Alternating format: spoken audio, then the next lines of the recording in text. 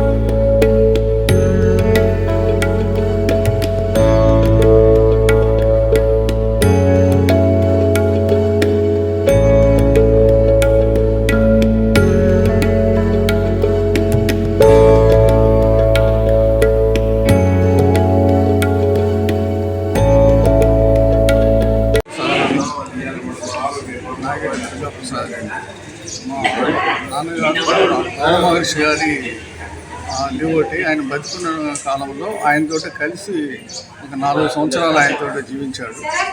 ఆ తర్వాత మళ్ళీ సంసార జీవితం సాగించాడు. ఆయన జ్ఞాపకార్థంగా అమ్మాయి మరణించిన కారణంగా ఆమె జ్ఞాపకార్థంగా నెల్లూరులో ఇంతవరకు లేనటువంటి రమణ మహర్షి గారి విగ్రహాన్ని ఆవిష్కరించి నిన్న అంకురార్పణ, ఈరోజు విగ్రహ ప్రతిష్ట పూజలు జరుగుతున్నాయి.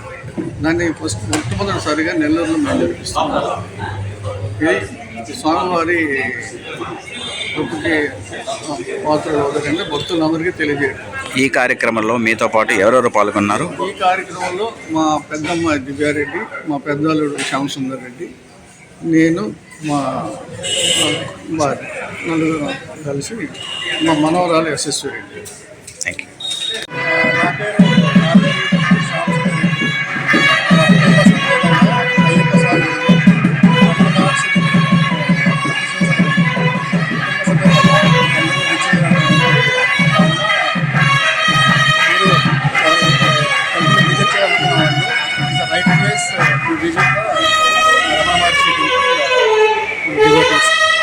డిస్ట్రిక్ట్లో ఫస్ట్ టైం రమణ మహర్షి ప్రతిష్ఠించబడింది.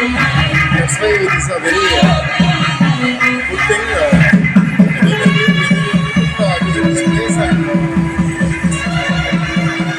నా పేరు మోపూరు వెంకట శేషయ్య స్వామి.